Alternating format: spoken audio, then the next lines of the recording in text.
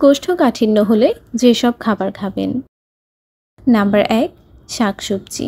কোষ্ঠকাঠিন্য দূর করতে আঁশযুক্ত খাবারের কোনো বিকল্প নেই, আর শাকসবজি হলো আঁশের সবচেয়ে ভালো উৎস। প্রতিদিনের খাবার তালিকায় তাজা মৌসুমী শাকসবজি রাখুন।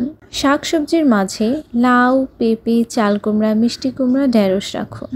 এগুলো পানি ধরে রেখে মলকে নরম রাখতে সাহায্য করে। ২, সালাদ।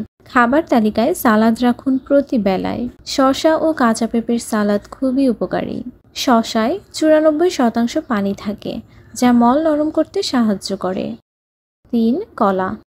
পাকা কলায় প্রচুর আঁশ রয়েছে, তাই যাদের কোষ্ঠকাঠিন্যের সমস্যা রয়েছে তারা সকালের নাস্তায় একটি করে পাকা কলা রাখতে পারেন।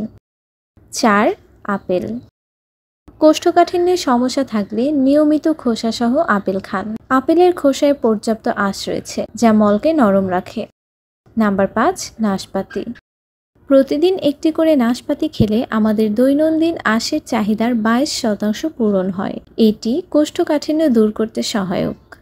৬, ইসবগুলের ভুসি। ইসবগুলের ভুসি প্রাকৃতিকভাবেই মলকে নরম করতে, মলের পরিমাণ বৃদ্ধি করতে ও সহজে মলত্যাগ করতে সাহায্য করে।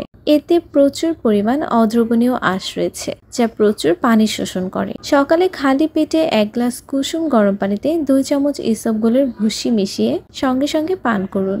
তবে ইসবগুলের ভুসি খেলে সারাদিন প্রচুর পরিমাণে পানি পান করতে হবে, না হলে ইসবগুলের ভুসি শরীর থেকে পানি শোষণ করে মলত্যাগ আরও কষ্টসাধ্য করে তুলবে।